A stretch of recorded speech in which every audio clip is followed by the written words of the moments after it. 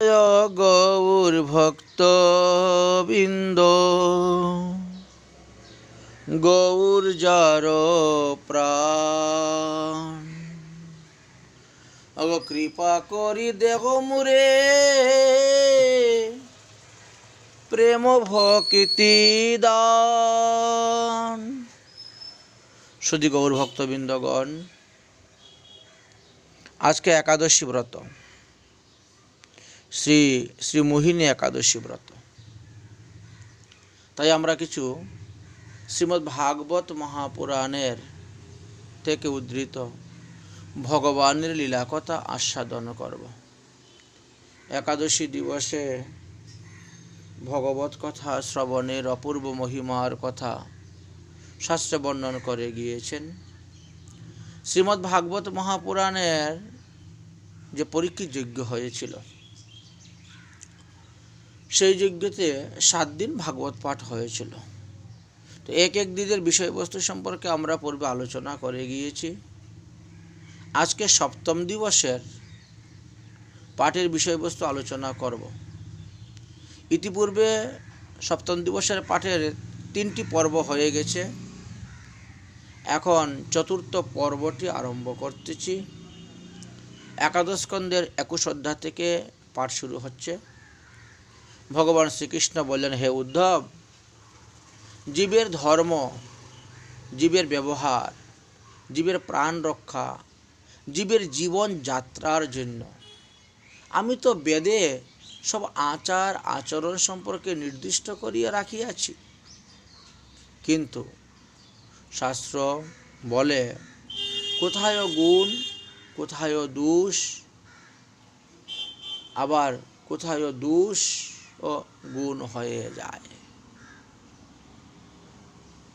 কিছু কিছু কাজ আছে এমন যে আপনি মনে করতেছেন ভালো গুণ পুণ্যের কাজ করতেছেন, কিন্তু সেখানে পাপ উৎপন্ন হয়ে যাবে। আবার কিছু কিছু কাজ আছে লোকে আপনাকে বলতেছে এটা আপনি পাপ আচরণ করতেছেন, অথচ সেটা গুণ বা পুণ্যের কাজ হয়ে যাচ্ছে। অতএব গুণ দোষের নিয়ম শাস্ত্রের মধ্যে দেওয়া আছে। যেমন মনে করো, বেদে লেখা আছে আসক্তি দুঃসবহ, অর্থাৎ স্ত্রীর প্রতি আসক্তি থাকবে না, বাড়ি ঘরের প্রতি আসক্তি থাকবে না, আত্মীয় স্বজন ইষ্টি কুটুম্বের প্রতি আসক্তি থাকবে না। এই অর্থে সেখানে বলা হয়েছে আসক্তি দুঃসবহ। এ স্থলে শাস্ত্র বলছেন সন্ন্যাসী যে বিষয়াসক্তি তাহা দুঃসবহ, কিন্তু গৃহস্থের ক্ষেত্রে সেই আসক্তি গুণযুক্ত হয়ে যাচ্ছে। কারণ আসক্তি যদি না থাকে তাহলে সে সংসার করতে পারবে না, সংসার ত্যাগী হয়ে যাবে। অতএব সন্ন্যাসীর ক্ষেত্রে বিষয় আসক্তটা দুঃসবহ হতে পারে, কিন্তু গৃহস্থের জন্য তো সেটা সুখবহ, গুণযুক্ত। কিন্তু অতিরিক্ত আসক্তির সহিত গৃহস্থ জীবন যাপন যদি করেন, আপনি কখনো সন্ন্যাসে প্রবেশ করতে পারবেন না।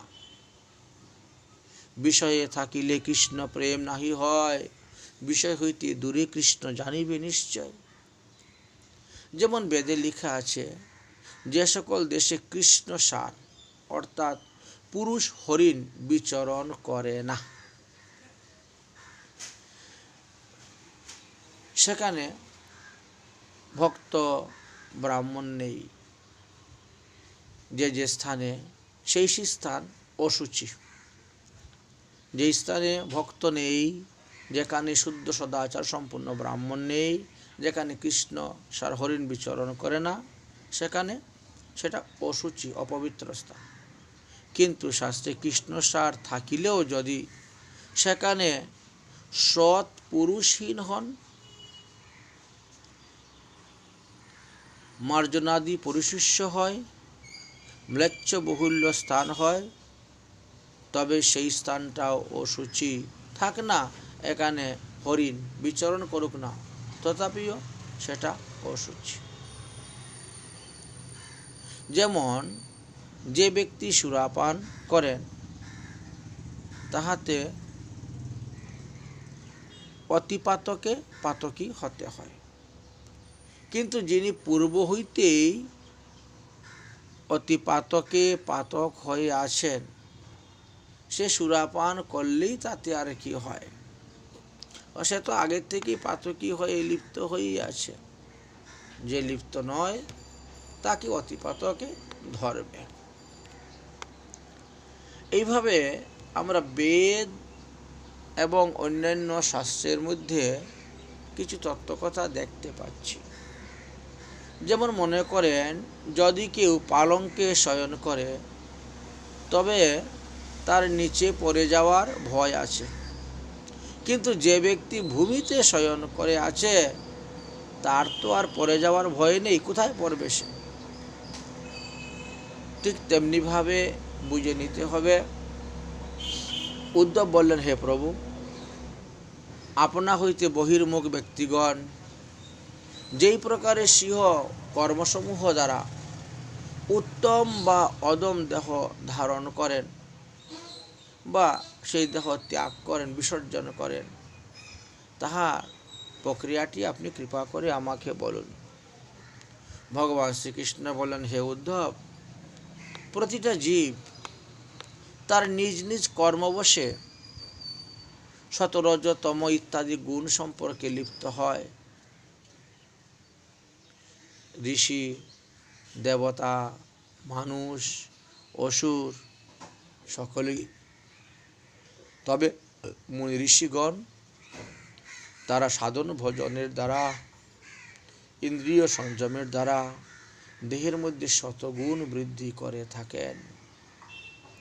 আর শতগুণ বৃদ্ধি অবস্থায় যদি কেউ মারা যায় তাহলে সে দেবতা হতে পারে, ঋষি হতে পারে। রজগুণ বৃদ্ধি হলে যদি কেউ মারা যায় সে অসুর হতে পারে অথবা মনুষ্য হতে পারে। তমগুণ বৃদ্ধি সেই সময়ে যদি কেউ মারা যায় তাহলে পশু পক্ষী আদি বৃক্ষজনী প্রাপ্ত হইতে পারে। সংসারে এইভাবেই ভ্রমণ করতে থাকে জীবাত্মাগুলা।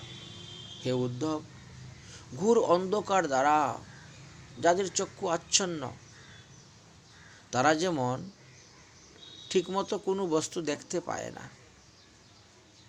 ঠিক সেই রূপেই কেবলমাত্র প্রাণ পোষণে রত যারা নিজের প্রাণ রক্ষা করার জন্য অন্য প্রাণকে হিংসা করতেছে, পশু হিংসা করে যাচ্ছে, পক্ষী হিংসা করে যাচ্ছে, এইসব পশু হিংসা পরায়ণ লোক সকল তারা তাদের পাপকর্মের ফল তো ভোগ করতেই হবে। তারা বুঝতে পারে না যে আমি যে সর্বজীবের হৃদয়ে আছি। যদি এটা জানতে পারতো তাহলে অন্য জীবকে দুঃখ দিত না, কষ্ট দিত না, তাদেরকে বধ করত না। এই মতটি পরিজ্ঞাত না হওয়ায় মাংস ভক্ষণে তারা ব্যস্ত থাকে নিজের জীবন নির্বাহের জন্য, বা অন্য কোনো উপায়ে কামনা সিদ্ধির জন্য তারা পশু হিংসা প্রবৃত্ত হয়। কিছু কিছু সিদ্ধি আছে, সেইগুলো মারণ, উচ্চাটন, বশীকরণ আদি কাজের জন্য পশু হিংসাদি করে থাকে। যদিও পশু হিংসা বোধক বিধি বেদে লিখা আছে, তথাপিও পশু হিংসা কর্তব্য নহে, কারণ তুমি তো তাকে প্রাণ দান করতে পারবে না। আগেরকার দিনের মুনি ঋষিগণ তাকে প্রাণ দান করতে পারতেন, তাকে পুনর্নবযৌবন দিয়ে তাকে সুস্থ করে বিদায় করতে পারতেন। একটা বৃদ্ধ পশুকে তাকে মেরে আবার পুনরায় নবযৌবন দিয়ে প্রাণদান দিয়ে দিতে পারতেন। তাহলে তুমি তো কলিযুগের জীব, তোমার যখন প্রাণ দান করতে তুমি পারবে না, তাহলে তুমি কারো প্রাণ নেওয়ারও অধিকার তোমার নাই।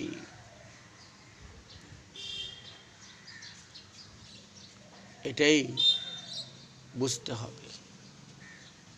রজগুণ প্রবৃত্ত মানুষগণ এই রজগুণ সম্পূর্ণ দেবদেবীর পূজা করে থাকে। তমগুণ প্রবৃত্তি মানুষগণ তমগুণ সম্পূর্ণ ভূত প্রেত আদি যক্ষ রক্ষগণের পূজা করে থাকে। তারা ভগবত পূজা করে না, কৃষ্ণ পূজা করে না। যার ফলে কি হবে, হলো তারা দেবদেবীর পূজা করলো, স্বর্গই বা পেল। তে তং ভুক্তা স্বর্গলোকং বিশালং খিন্নে পুণ্যে মৈত্রলোকং বিশন্তি। তৎফলে তারা দেবদেবীর পূজার ফলে, যজ্ঞের ফলে, পুণ্যের ফলে বিশাল স্বর্গ সুখ ভোগ করলো। কিন্তু কতদিন করবে? যতদিন পুণ্য আছে ততদিনই তো করবে। তারপর তার কর্ম অনুসারে আবার মৃত্যুলোকে এসে জন্মগ্রহণ করতে হবে। আবার সেই বেদুক্ত কর্মের অনুসরণ করিয়া ভোগ কামনাবশত সংসারে যাতায়াত করিতে থাকে মানুষ। বেদে তো 3টি কাণ্ড আছে। একটি হলো কর্মকাণ্ড, একটি হলো ব্রহ্মকাণ্ড, আর একটি হলো উপাসনা কাণ্ড, অর্থাৎ দেবাত্মক উপাসনা। কার পূজা করলে কি লাভ হইবে, তাহা আবার 10টি ছন্দের মধ্যে লিপিবদ্ধ আছে। বেদের 10টি ছন্দ হলো, একটা গায়ত্রী ছন্দ, একটা 2 নম্বর উশিক ছন্দ, 3 নম্বর অনুষ্টুপ ছন্দ, 4 নম্বর বৃহতি ছন্দ, 5 নম্বর পঙ্কতি ছন্দ, 6 নম্বর ত্রিপুষ্ট ছন্দ, 7 নম্বর অতিষ্ঠ ছন্দ, 8 নম্বর জগতীশ ছন্দ, 9 নম্বর অতিজগতীশ ছন্দ, আর 10 নম্বর বিরাট ছন্দ। এই ত্রিকাণ্ড বেদের কর্মকাণ্ডের বিধিবাক্যতে কি বিধান করেছে তাহা বুঝতে হবে। দেবতা কাণ্ডে দেবতার পূজা সম্পর্কে কি বিধান করে গিয়েছেন, কি মন্ত্র বলে গিয়েছেন, তার তত্ত্বটা বুঝতে হবে। এবং ব্রহ্ম বা জ্ঞান কাণ্ডেতে কি আশ্রয় করিলে লাভ হইবে সেটা বুঝতে হবে। এই জন্য এর মধ্যে অনেক তর্ক বিতর্ক হইয়া থাকে, যাহা ত্রিলোককে আমি ভিন্ন অন্য কেউ জানে না। তো তারা বেদের এত অর্থ জানবে কেমন করে? বেদের বক্তা ঋষিগণ কখনো আমাকে যজ্ঞরূপে নিশ্চয় করেছেন, কখনো দেবতারূপে অভিহিত করেছেন, কখনো বা আকাশাদি প্রপঞ্চরূপে কল্পনা করেছেন। এইভাবে নানা মুনির নানা মতে সাধারণ মানুষ বিভ্রান্ত হয়ে পড়তেছে। যে সকল ভক্ত শ্রদ্ধা সহকারে অন্য দেবতার ভজনা করেন, তারাও অবিধিপূর্বক আমারই ভজনা করে থাকেন। কিন্তু অবিধিপূর্বক করবে কেন বাবা? ভক্তিপূর্বক বিধিপূর্বক পূজা করে যাবে। জানতি দেবব্রতা দেবান পিতৃন জানতি পিতৃব্রতা ভূতানি জানতি ভূতিজ্জা অন্তি মদ জানতি নু অপি মাম। দেব তার আরাধন যারা করেন তারা দেবতাকে প্রাপ্ত হন। পিতৃদের আরাধনা করেন তারা পিতৃলোক প্রাপ্ত হন। ভূত প্রেতাদি অপলোক অপদেবতা বিনায়ক গণেশ আদি বা সুরস্য মাতৃকা আদি তাদের পূজা যারা করেন তারা সেই শিলোক প্রাপ্ত হন। ভগবান বলেন, আমার পূজা যে করে সে ব্যক্তি আমার ধাম প্রাপ্ত হয়। অতএব আমার ধাম প্রাপ্ত হলে তাকে আর পুনরায় মাতৃগর্ভে এসে জন্মগ্রহণ করতে হয় না। উদ্ধব বললেন, হে দেবস্য, ঋষিগণ যে সমস্ত তত্ত্বের কথা নিরূপণ করিয়া গিয়াছেন তাহা একটু আমাকে বলুন। ভগবান বলেন, স্থিতি, উৎপত্তি ও সংহারের কারণ হেতু 3টি গুণ সৃষ্টি হয়েছে, যাকে আমরা রজগুণ, শতগুণ বা তমগুণ বলে থাকি। জ্ঞান শতগুণময়, কর্ম রজগুণময়, অজ্ঞানতা তমগুণময় রূপেই শাস্ত্রে কথিত হইয়াছে। আর সেই গুণসমূহের খুব হইলে হয়ে যায়, তারপরে তাহা কাল, স্বভাব এবং মহতত্ব নামে সেটাই অভিহিত হয় বা পরিবর্তন হয়ে যায়। আমরা দেখেছি পুরুষ এবং প্রকৃতি অর্থাৎ স্ত্রীলোক, এক হলো পুরুষ, দ্বিতীয় হলো প্রকৃতি অর্থাৎ স্ত্রীলোক, তৃতীয় হলো মহতত্ত্ব, এই যে 17তম মহতত্ত্ব। চতুর্থে বলা হয় অহংকার, পঞ্চমে আকাশ, ষষ্ঠ বায়ু, সপ্তমে জ্যোতি, অষ্টমে জল, নবমে ক্ষিতি। এই 9টি তত্ত্ব আমার প্রকৃত প্রথমেই উক্ত হয়েছে। যেমন মনে করেন চক্ষু, কর্ণ, নাসিকা, ত্বক, জিহ্বা, এই 5টাকে জ্ঞানেন্দ্রিয় বলা হয়। মুখ, হস্ত, লিঙ্গ, পায়ু, পদ, এই 5টাকে কর্মেন্দ্রিয় বলা হয়ে থাকে।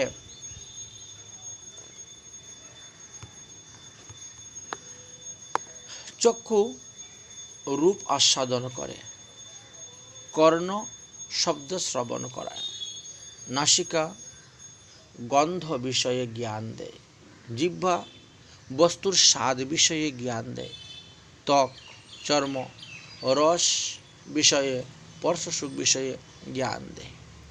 এই 5টি হলো জ্ঞান ইন্দ্রিয়ের বিষয়।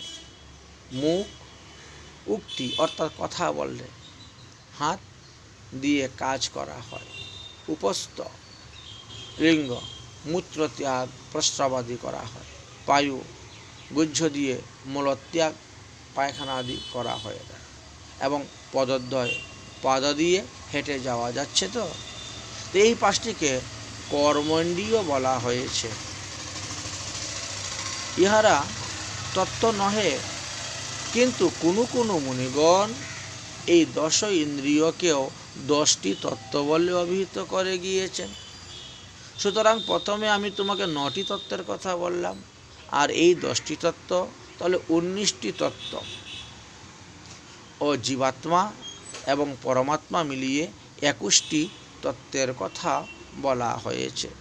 কেহ বা আবার মন, কাম, ক্রোধ, লোভ, মোহ, মদ, মৎসর্যকে যোগ করিয়া 28টি তত্ত্বের কথা নিরূপণ করে গিয়েছেন, বলে গিয়েছেন। মানবগণের কর্মময় মনই এই পঞ্চ ইন্দ্রিয়ের সহিত মিলিত হইয়া এক লোক হইতে অপর লোকে গমন করে, কিন্তু আত্মা তা হইতে পৃথক। আত্মা তো পৃথক হইয়াও সেই মনের অনুবর্তন করিয়া থাকে। মন বিষয় সকল ধ্যান করিতে করিতে ধাবমান হয়, বিষয়ে আসক্ত হয়ে পড়ে এবং পরজন্মে সেই রূপেই দেহ ধারণ করিয়া তাকে সেই বিষয় ভোগ করিতে হয়।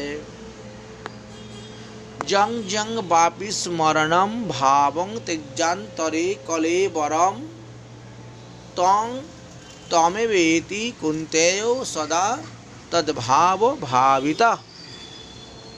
যে যেই ভাব স্মরণ করিয়া এই মনুষ্য দেহ ত্যাগ করেন, তিনি সর্বদা সেইভাবেই চিত্ত অর্থাৎ মনে নিবিষ্ট হইয়া পরজন্মে সেই ভাবযুক্ত স্বভাবযুক্ত দেহ তিনি প্রাপ্ত হইয়া থাকেন।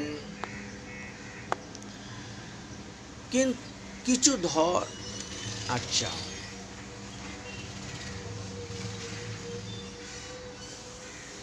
এতে আমরা বুঝতে পারলাম যে আমাদের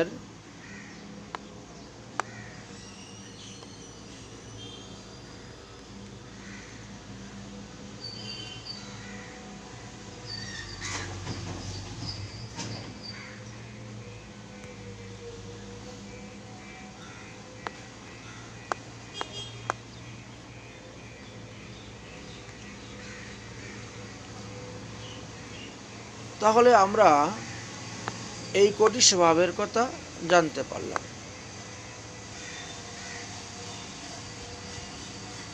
তারপরে অবন্তিকার বাসী এক ব্রাহ্মণের দৃষ্টান্তের কথা বললেন। উদাহরণ দিলেন।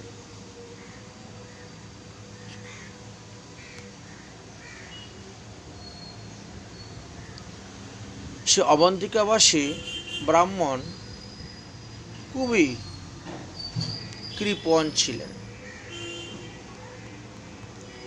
তিনি শুধু খালি ধন সংগ্রহ করতেন, কিন্তু ধন ব্যয় করতেন না।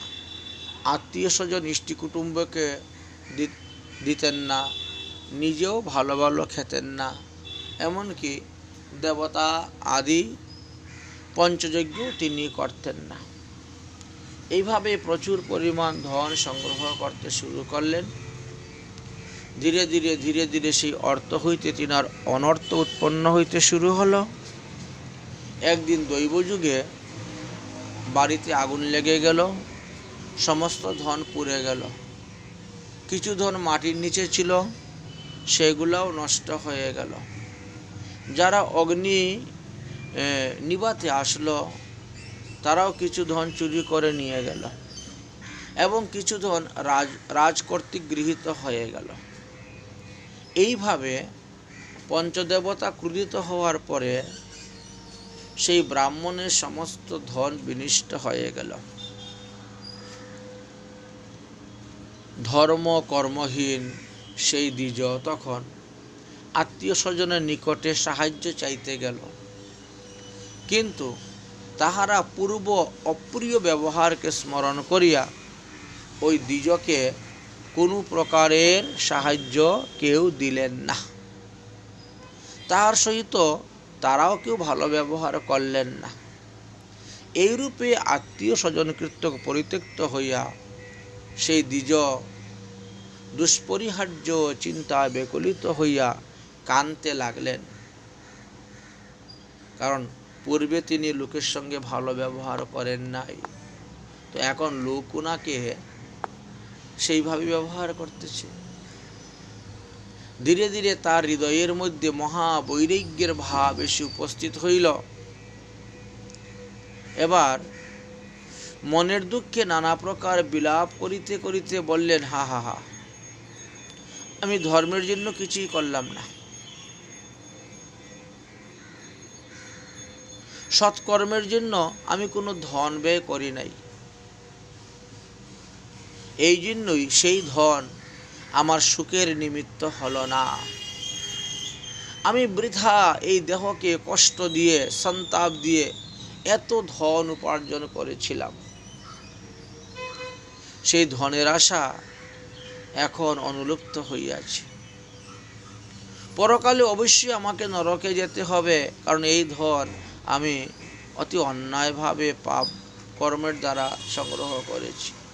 হায়, মানবগণ অর্থ উপার্জনের জন্য কত না পরিশ্রম করে, তারপর সেই অর্থ বৃদ্ধি সাধনের জন্য কত চেষ্টা করে, আবার অর্থ বেশি হইলে পরে তা রক্ষা করার জন্য কত ত্রাস পায়। তারপর সেই অর্থ কোথায় কোথায় কখনো ব্যয় করতে হবে সেই চিন্তায় সর্বদা ব্যাকুল থাকে। আবার অর্থ নাশ হয়ে গেলে দুঃখ ভোগ করতে থাকে। পুত্র সুখ ভোলা যায়, কিন্তু অর্থ সুখ ভোলা যায় না। অর্থ উপভোগ এইরূপ নানান ভ্রম জন্মাইয়া থাকে। তাই তো সাধকগণ বলেন, অর্থ অনর্থের মূল। অর্থ থাকিলেই ধীরে ধীরে অনর্থগুলা এসে উপস্থিত হয়। আমি তো বুঝতে পারি নাই, তাই আজ বুঝতে পারলাম। শাস্ত্রে বলছেন যে অর্থ থেকে 15 প্রকার অনর্থ উৎপন্ন হয়।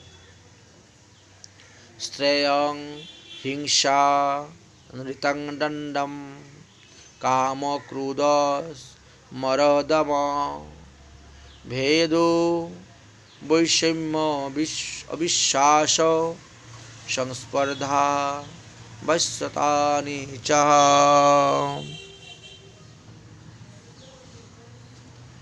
বলেন, প্রথমেই অর্থ থাকলেই চুরের উৎপাত, চৌরবৃত্তি আদি।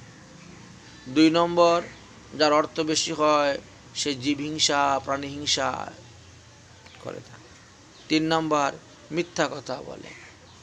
4 নম্বর, অহমিকা এসে যায়, আমার থেকে বড় কেউ নেই, আমার থেকে বুদ্ধিমান, আমার থেকে জ্ঞানী, তাই অহংকার এসে যায়। 5 নম্বর, দেহে কাম বৃদ্ধি হয়।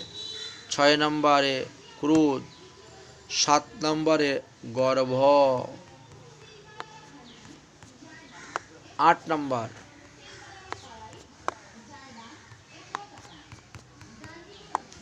মত্ততা। 9 নম্বরে স্নেহ ত্যাগ, আত্মীয় স্বজন ইষ্টি কুটুম্বকে আর ভালো চোখে দেখেন না।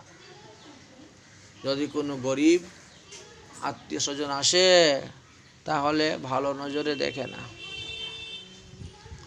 10 নম্বর শত্রুতা। 11 নম্বর অবিশ্বাস। 12 নম্বর স্পর্ধা। 13 নম্বর পরস্ত্রী সঙ্গ। 14 নম্বর দ্রুত খেলা, জুয়া খেলা, পাশা খেলা, তাস খেলা, লটারি খেলা। এবং 15 নম্বর মদ্যপানাদি। এই 15 প্রকার অনর্থ উৎপন্ন হয়ে যায় যারা অত্যন্ত অর্থের মালিক হয়ে যায়। তাই তো সাধকগণ মহাত্মাগণ বলেন, বাবা অর্থ অনর্থের মূল, যদি এই অর্থ সৎপথে ব্যয় না করো। তাই আপনি যতটা আয় করবেন তার 6 ভাগের 1 ভাগ অর্থ ভগবৎ সেবা ব্যয় করবেন, তাহলে কিন্তু এই অনর্থ উৎপন্ন হবে না। যাই হোক, আবার অর্থ না থাকলেও চলে না। অতএব মঙ্গলকামী ব্যক্তি অর্থ হইতে যাহাতে এই সকল অনর্থ উপস্থিত না হয় সেদিকে লক্ষ্য করবেন, অনর্থ দূরে পরিহার করার চেষ্টা করবেন। সেই ব্রাহ্মণ বলতেছেন, হায় আমি কি ভুল করলাম, দেবগণের প্রার্থনীয় এই মনুষ্য জন্ম পেয়ে এত সুন্দর বিপ্রজন্ম লাভ করে, আর তাহাকে অনাদর করে আমি শুধু অর্থ উপার্জনেই জীবনের মূল্যবান সময়গুলোকে নষ্ট করে দিলাম। উফ, আমি তো এখন বৃদ্ধ হয়ে গেছি, আর বেশি দিন তো বাঁচব না, এক আসনে 5 ঘন্টা বসে ভজনও করতে পারবো না। অতএব কি প্রকারে ভগবানের সাধন করিব? নির্জলা ব্রত করতে পারবো না, তীর্থ পরিভ্রমণ করতে পারবো না। এখন মনে হচ্ছে সর্বদেবময় ভগবান হরি আমার প্রতি সন্তুষ্ট হইয়া তিনি এই প্রীতিবশত আমার এহেন দশা উপস্থিত করিয়াছেন। বস্তুত বৈরাগ্যই সংসার পারের নৌকা স্বরূপ। আমি অবহিত হইয়া তপস্যাদির দ্বারা স্বীয় অঙ্গকে পবিত্র করিব। ভগবান পাদপদ্ম লাভ করার জন্য আমি সদ্গুরুর চরণাশ্রয় করে আমি ধ্যান করিব, তপস্যা করিব। তাহাতে যদি আমার জীবন অবসান হয়ে যাক হোক। ভগবান শ্রীকৃষ্ণ বলছেন, হে উদ্ধব, অবন্তিকাবাসী সেই দ্বিজোত্তম মনে মনে এইরূপে অভিলাষ করিয়া সমস্ত আশা আকাঙ্ক্ষা অহংকার পরিহার করিয়া ত্যাগ করিয়া শান্তভাবে মৌন হলেন। তারপরে তিনি সন্ন্যাস আশ্রম গ্রহণ করলেন এবং ভজন শুরু করলেন। শেষ পর্যন্ত সাধন ভজনের দ্বারা তিনি আমাকে প্রাপ্ত হইলেন। অতএব হে উদ্ধব, তুমিও সর্বপ্রযত্নে আমাতে একান্তভাবে চিত্ত নিবেশ করিয়া মনকে সংযত করে আমার উপাসনা করতে থাকো, আমাকে পাইবে। হে উদ্ধব, যুগধারণা এই প্রকারই জানিবে। যে ব্যক্তি সমাহিত হইয়া এই ব্রাহ্মণের উপজ্ঞান শ্রবণ করিয়া ব্রাহ্মণের ন্যায় ব্রহ্মযুগ ধারণ করেন, তিনি সুখ দুঃখাদি প্রতিঘাত অভিভূত হন না। যে সেবক একনিষ্ঠ হইয়া সকর্ম দ্বারা ভক্তিপূর্বক আমাকে ভজনা করেন, সেই সেবক পুরুষই হোক আর তিনি স্ত্রীলোকই হন না কেন, তার ভক্তিতে আমি বদ্ধ হয়ে যাই এবং তাকে আমি সাত্ত্বিক জ্ঞান দান করে থাকি। তোমরাও তাকে সাত্ত্বিক ভক্ত বলিয়া জানিবে। যে ব্যক্তি নিজ কুশল লাভের আশা করিয়া আমাকে স্বধর্ম অনুসারের দ্বারা ভজনা করে, তাহাকে রজপ্রকৃতি বলিয়া জানিবে। আর যে ব্যক্তি শত্রু মারণাদি হিংসা সিদ্ধির জন্য আমাকে ভজনা করে, তাহাকে তামস প্রকৃতির ভক্ত জানিবে। হে উদ্ধব, সদ্গুণ প্রবৃত্ত হইলে দেবগণের যে বল, সেই বল দেহের মধ্যে বৃদ্ধি হয়। রজগুণ বর্ধিত হইলে অসুরগণের বল বৃদ্ধি হয়। তমগুণ বর্ধিত হইলে রাক্ষসাদির বল বর্ধিত হইয়া থাকে। প্রাণীগণে শতগুণ হইতে জাগরণ, রজগুণ হইতে নিদ্রা আর তমগুণ হইতে সুশক্তি নিরূপিত হইয়া থাকে। লোক সকল শতগুণের প্রভাবে ক্রমশ ঊর্ধ্বলোকে গমন করে থাকেন। রজগুণের প্রভাবে মৃত্যুলোকে স্থাবর জঙ্গমাদিতে আসেন, আর তমগুণের প্রভাবে তারা অধোলোক প্রাপ্ত হয়ে থাকে। শতগুণ প্রলীন ব্যক্তিগণ স্বর্গগতি হয়, রজগুণে লীন ব্যক্তিগণ নরলোকে যায়, তমগুণে লীন ব্যক্তিগণ নরকে গমন করিয়া থাকে। কিন্তু নির্গুণ ব্যক্তি যারা, তারা আমাতেই গতি হইয়া থাকে। যে কর্ম আমাতে অর্পিত অথবা ফলের আকাঙ্ক্ষা শূন্য হইয়া কর্ম করেন, সেটা সাত্ত্বিক। যে কর্মের ফল কামনাযুক্ত হয়, সেটা রাজসিক। আর যে কর্ম জীবহিংসার উদ্দেশ্যে দম্ভ মাৎসর্য কৃত হয়ে থাকে, তা তামসিক। কেবল আত্মবিষয়ে জ্ঞানটি যারা লাভ করে, তাদের জ্ঞান সাত্ত্বিক। দেহ বিষয়ে যাদের জ্ঞান লাভ করে, তারা রাজসিক। আর বালকাদি অজ্ঞানের তুল্য যে জ্ঞান, সেটাই তামসিক। কিন্তু পরমেশ্বর বিষয়ে জ্ঞানটাকে নির্গুণ বলিয়া জানিবে। নির্জন বনে বাস করা তো সাত্ত্বিক, গ্রামে বাস করা রাজসিক। আর স্ত্রী সঙ্গ, মদ্যপান, দ্রুতক্রিয়া, তামসিক লোকের সঙ্গে বাস করা, এটা তামসিক। কিন্তু শালগ্রাম শিলাদিতে নির্গুণ বাস বলিয়া জানিবে। গোবর্ধন শিলা যেখানে উৎপত্তি, শালগ্রাম শিলা যেখানে উৎপত্তি, সেখানে বাস করাকে নির্গুণ বলিয়া যাবে। অনাসক্ত কর্তাই সাত্ত্বিক, রাগন্ধ কর্তা রাজস্বিক, আর অনুশূন্যহীন কর্তা তামসিক। একমাত্র আমারই শরণাগতি কর্তাকে নির্গুণ বলা হয়ে থাকে। প্রতিটা বস্তুর মধ্যেই আমি তোমাকে সাত্ত্বিক, রাজস্বিক এবং তামসিক এই তিনটি বস্তু দর্শন করিয়ে দিচ্ছি। পবিত্র নিরামিষ আহার করাই সাত্ত্বিক, অর্থাৎ আমার ভোগ দিয়ে আমার প্রসাদ গ্রহণ করাটাই হলো সাত্ত্বিক। কটু অলমাদি আহারটাকে রাজস্বিক বলা হয়। পীড়া প্রদান, হিংসা প্রদান, অপবিত্র আহারকে তামসিক বলা হয়। আর ভগবানের উদ্দেশ্যে নিবেদিত প্রসাদগুলাকে একেবারে নির্গুণ বলা হয়। হে উদ্ধব, আমার নাম সংকীর্তন হইতে উৎপন্ন যে সুখ, সেটা সাত্ত্বিক সুখ। বিষয় হইতে উৎপন্ন যে সুখ, সেটা রাজস্বিক সুখ। মোহ হইতে উৎপন্ন যে সুখ, সেটা তামসিক সুখ বনিয়ে জানিবে। আর আমার শরণাগতি হইলে তারা নির্গুণ সুখ লাভ করিয়া থাকে। যে জীব এই সমস্ত চিত্তজ গুণ জয় করিয়া সমর্থ হইয়া ভক্তিযুগের দ্বারা আমাতে একনিষ্ঠ ভক্তি লাভ হন, তিনি আমার ভাবে ভাবিত হইয়া থাকেন।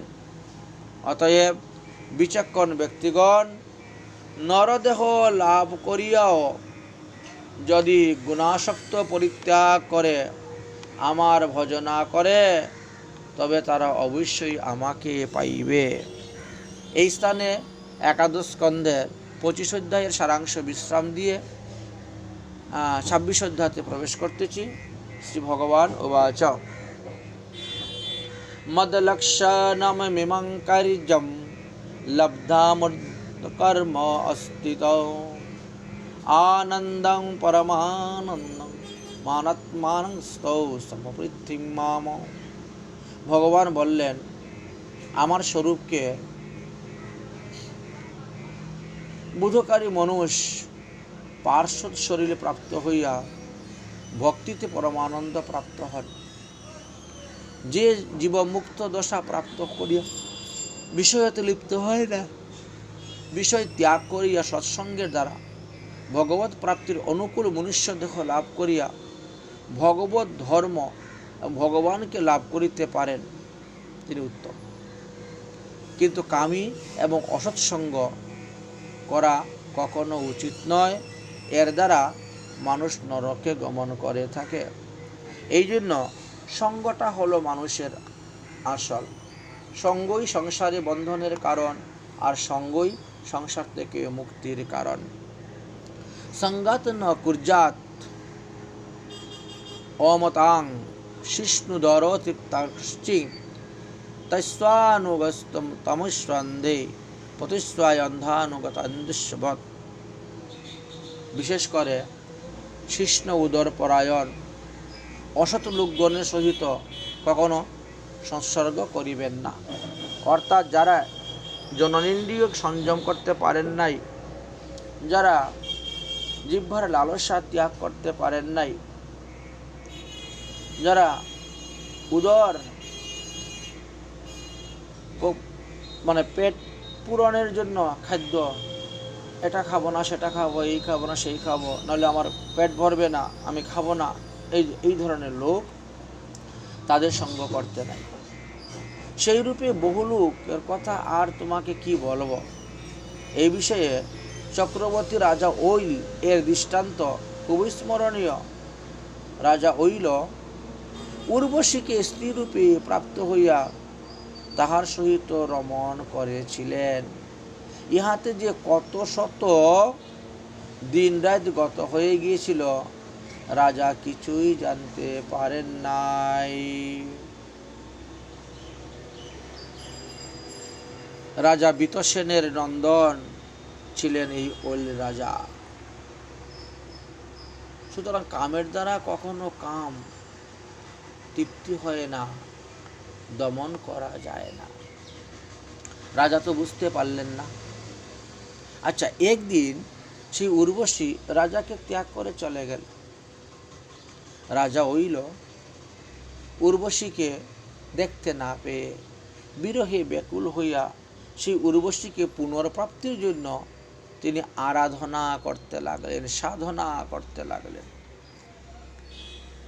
তপস্যা করে, সাধনা করে তিনি নিজে সেই উর্বশী লোকে চলে গেলেন। তথাপিও উর্বশীর সহিত সেখানে রমণ করতে পারলেন না। অতঃপর একদিন রাজা ঐল স্বয়ংই সেই রমণ বিষয়ে বিরক্ত হইয়া বলতে লাগিলেন, আহা, আমি সমস্ত আয়ু বিষয় ভোগের জন্য নষ্ট করে দিলাম, কিন্তু আমার বৎসরূপী সূর্য উদয় আর অস্তেরও জ্ঞান থাকিল না। আমি সেই উর্বশীকে কতই না চাইলাম, পরন্তু সে আমাকে ছেড়ে চলে গেল। আমি গাধার মতন তাহার পশ্চাৎ পশ্চাৎ গমন করিয়াছি। তাহার পায়ে ধরলাম, কিন্তু সে পায়ের দ্বারা আমাকে লাথি মেরে বিতাড়িত করে দিয়ে চলে গেল। কিং বিদ্যায়া কিং তপস্যা কিং ত্যাগেন শ্রুতেন বা কিং বিরক্তেন মৌনেন স্ত্রীভার্যাস্য মনোরীতম। হা। কামিনীগণ যাহার মন হরণ করিয়া লয়, যাহার মন স্ত্রীতে আকৃষ্ট হয়ে যায়, তাহার বিদ্যা, তপস্যা, সন্ন্যাস, নির্জন স্থানে বাস, মৌন সমস্ত বৃথা। তাহার শাস্ত্র পড়েই কি লাভ হইবে? ততো দুঃসঙ্গমুৎসৃজেত্থ শূন্যং সজ্জাত বুদ্ধিমান সন্ত এবাস্য ছিন্দন্তি মনোবেগ সংঘ মুক্তভি। অতএব যারা বুদ্ধিমান ব্যক্তি তারা দুষ্ট সঙ্গ করে না, খারাপ সঙ্গ করে না, তারা সর্বদা দুঃসঙ্গ ত্যাগ করে, তারা সাধু সঙ্গ করে, সাধু সঙ্গে আসক্তি হয়। সাধু সঙ্গে কৃষ্ণ কথা শ্রবণের দ্বারা তার আত্মার কল্যাণ হয়। সাধুগণই জীবের ভক্তি প্রতিবন্ধক বাসনা সমূহকে ভক্তির মহিমা প্রতিপাদক হিতুপদেশের দ্বারা ছেদন করেন। সুতরাং সাধুসঙ্গ সৎসঙ্গই জীবের একান্ত কর্তব্য করণীয়। তেষু নিত্য মহাভাগেষু মৎকথা সমবন্তি হিতা নির্নাং জুসুতাং প্রণতাম ঘনা। হে উদ্ধব, যে সকল সাধু গোষ্ঠীতে নিত্যই আমার কথা আলোচনা হইয়া থাকে, আর যাহারা সেই কথা সাধুর মুখনিসৃত হইতে শ্রবণ করেন, তারা উভয়েই সমস্ত পাপ থেকে মুক্তি লাভ করতে পারেন। অর্থাৎ শ্রোতা এবং বক্তা উভয়ই পাপমুক্ত হয়ে যান। ভগবানের লীলাকথা শ্রবণের এত অপূর্ব মহিমা ভাগবত একাদশ স্কন্দের 26 অধ্যায়ে বর্ণন করে গেলেন। যথোপশ্রয়া মানস্য ভজন্তং বিভাব সুম শীতং ভয়ং তমোহ পাপি সাধুনং সংসার তরৌস্তথা। ভগবান শ্রীকৃষ্ণ বললেন, হে উদ্ধব, যদি কেউ অগ্নি প্রজ্বলন করে রাত্রিবেলা, অগ্নির সেবা করেন, তাহলে শীত দূর হয়ে যাবে, ভয় দূর হয়ে যাবে, অন্ধকার দূর হয়ে যাবে। ঠিক তেমনিভাবে সাধু সঙ্গ যারা করেন, যারা সাধু সেবায় রত থাকেন, তাদের এই সংসার বন্ধন জড়তা, সংসারের ভয় বিনাশ হয়ে যায়, ভজনের বিঘ্ন নাশ হয়ে যায়, মনের অন্ধকার দূর হয়ে যায়। অতএব সাধু সঙ্গই একান্ত উত্তম। জলমগ্ন ব্যক্তির পক্ষে ধীরা নৌকার ন্যায় এই ঘোর সংসার সমুদ্রে নিমজ্জিত হইয়া উচ্চ নিচ্চ যোনিতে যাতায়াতকারী ব্যক্তিগণের পক্ষে শান্ত ব্রহ্মনিষ্ঠ সাধুগণই একমাত্র পরম আশ্রয় স্বরূপ বলিয়া জানিবে। অতএব সাধুসঙ্গ সকলের কর্তব্য। সাধুমুখে হরিকথা শ্রবণ করিবে, তবেই ভগবানে ভক্তি উৎপন্ন হইবে। অন্নং হি প্রাণিনাং প্রাণার্থনাম শরণাত্মহম। যেমন প্রাণীগণের জীবন হলো অন্ন, তেমনি আর্থিগণের জীবন আমি। সাধুগুণী দেবতা, সাধুগুণী বান্ধব, সাধুগুণী আত্মা। অতএব সাধু সেবাই ভগবত ভক্তি লাভের মূল কারণ। সুখদেবজি বলছেন, হে মহারাজ পরীক্ষিত, ভগবান শ্রীকৃষ্ণ উদ্ধবকে এইভাবে ভক্ত মহিমার কথা বর্ণন করছেন। যাহারা শ্রী ভগবান পাদপদ্ম লাভ করিতে অভিলাষী, তাদের পক্ষে সাধু সেবা, বৈষ্ণব সেবা অপরিহার্য। কখনো সাধু নিন্দা করবেন না। সাধুদের প্রহার করা, দ্বেষ করা, কটু কথা বলা, এইগুলা অপরাধজনক।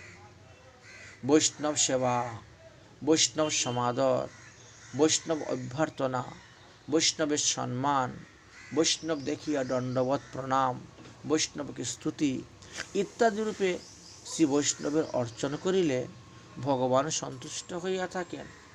এই বিষয়ে শাস্ত্রে অনেক প্রমাণ আছে।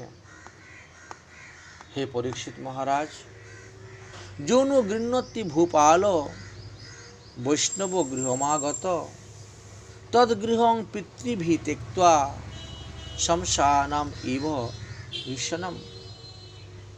যে ব্যক্তি গৃহ আগত বৈষ্ণবকে আদরের সহিত গ্রহণ করে না, তাকে দণ্ডবত প্রণাম করে না, যথাশক্তি তার সেবা অর্চনা করে না, দান দক্ষিণ আদি করে না, আরে তৎ পিতৃগণ তাহার শ্মশান সদৃশ্য গৃহকে পরিত্যাগ করিয়া অন্যত্র গমন করিয়া থাকেন। অর্থাৎ এই গৃহস্থের মঙ্গল সাধন হয় না, অমঙ্গল দেখা দিয়ে থাকে। ও পূজিতা যথা গচ্ছেন বৈষ্ণব গৃহমেদিন শত জন্মার্জিতং ভূপ পুণ্যং মাদায় গচ্ছতি।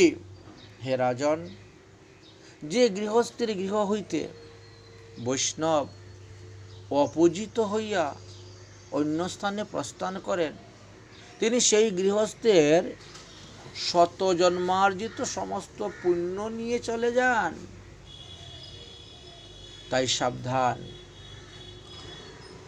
অতভায় অভ্যাগতং দুরাত যো ন অর্চয়তি বৈষ্ণবং সশক্তঃ অনৈপ্যঃ সাধুল্য নান্যং পাপরতস্তত।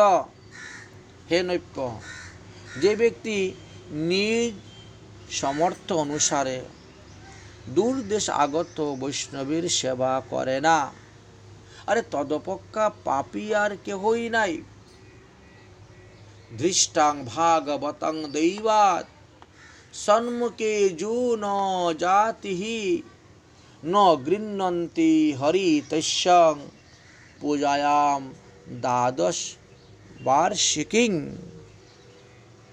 যে ব্যক্তি অকস্মাৎ কোনো ভগবত ভক্তকে দেখিয়া তাহার সম্মুখে গমন করেন না, তাকে প্রণাম করে না, মানে বৈষ্ণবকে দেখিয়েও চোখ ফিরিয়ে নেয় বা কিছু বলে না, প্রণাম করে না, সম্মান অভ্যর্থনা করে না, শ্রীহরি ওই ব্যক্তির 12 বৎসরের পূজা গ্রহণ করেন না।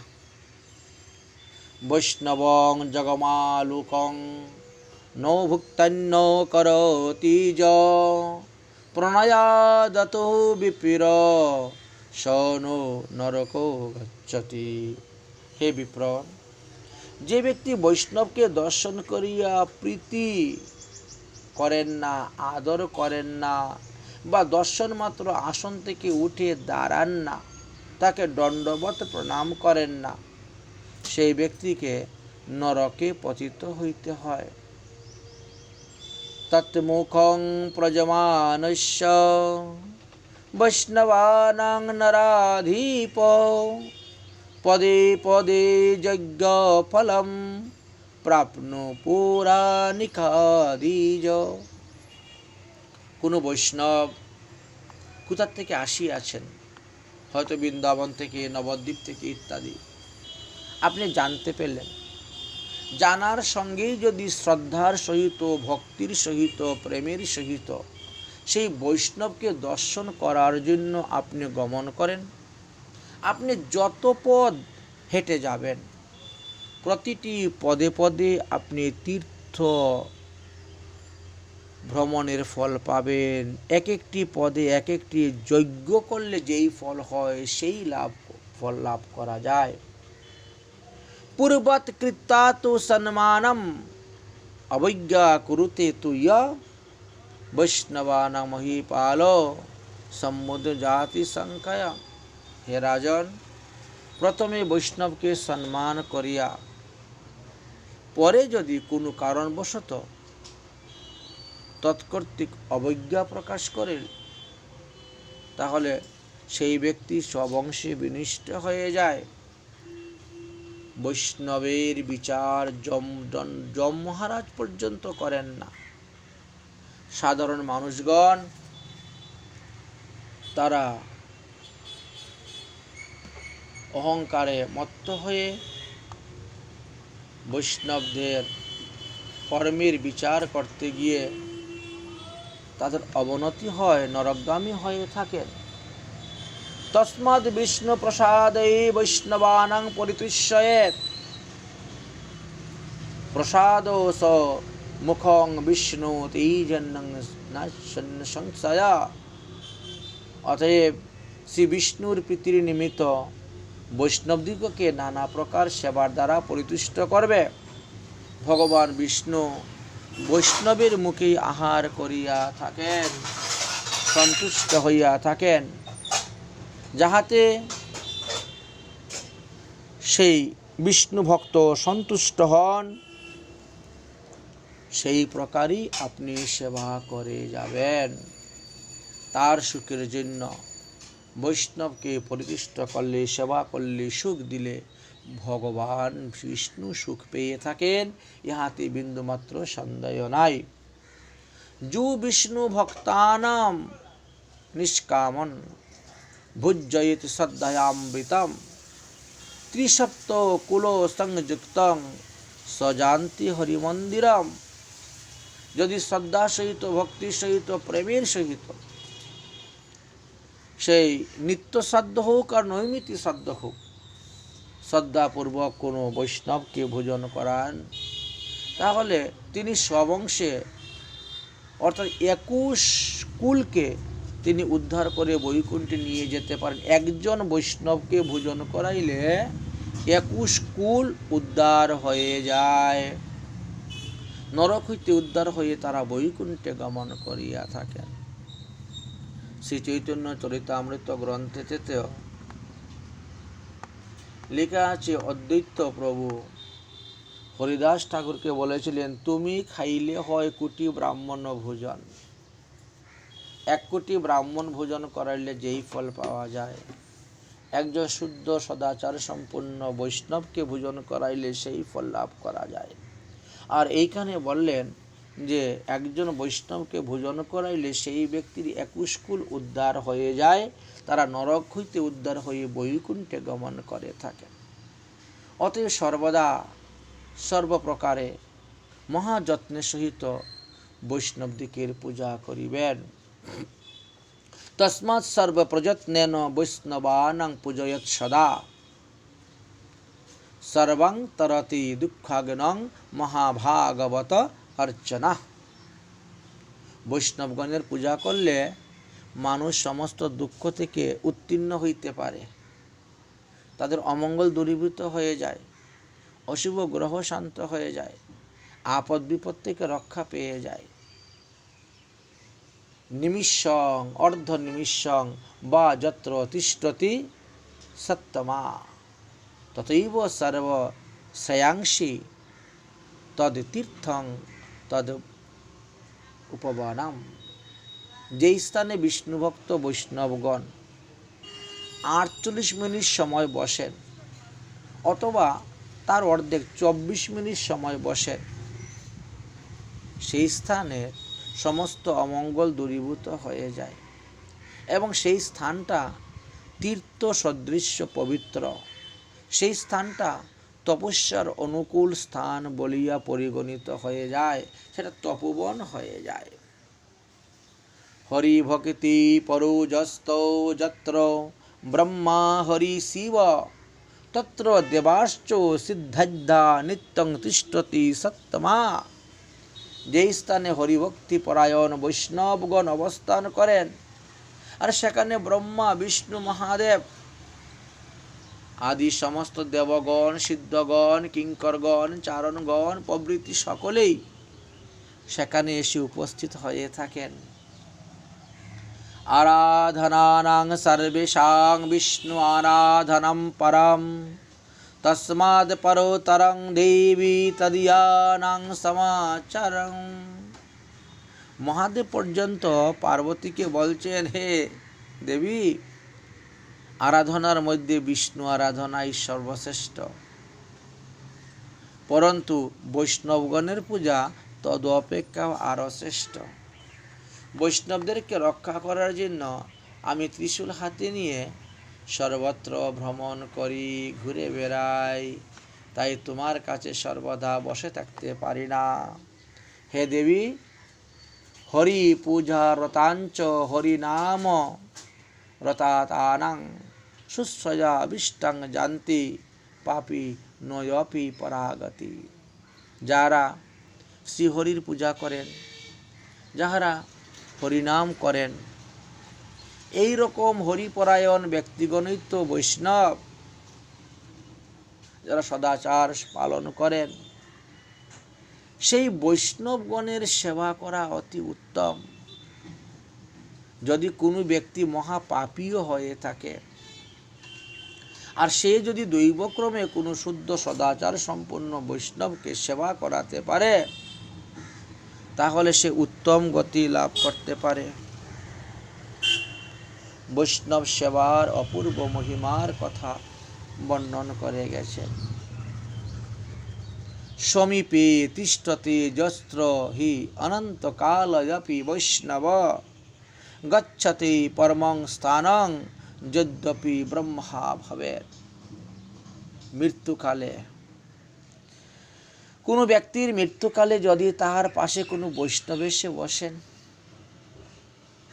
বৈষ্ণবের মুখে দুটো হরিকথা শ্রবণ করে মারা যান, একটু হরিনাম কীর্তন শুনে মারা যান, সেই ব্যক্তি যত বড়ই ব্রহ্মঘাতী পাপী হোক না কেন, সমস্ত পাপ থেকে মুক্ত হয়ে তিনি বৈকুণ্ঠে গমন করিয়া থাকেন, ব্রহ্মপদ পর্যন্ত লাভ করে থাকেন।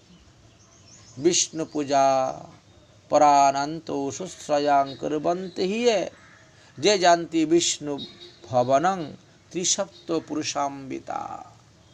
অধিকার কি বলবো, এই হরিপরায়ণ বৈষ্ণবগণের সেবা শুশ্রূষা করিলে মানুষ একবিংশতি কুলের সহিত নিত্যধামে গমন করতে পারে।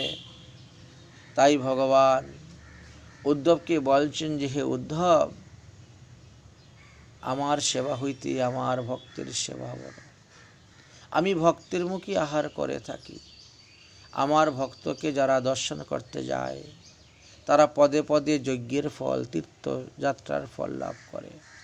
যদি আমার ভক্তকে সেবা শুশ্রূষা করে, তারা উত্তম গতি লাভ করে থাকে। এইভাবে ভক্ত সেবার মহিমার কথা বর্ণন করলেন।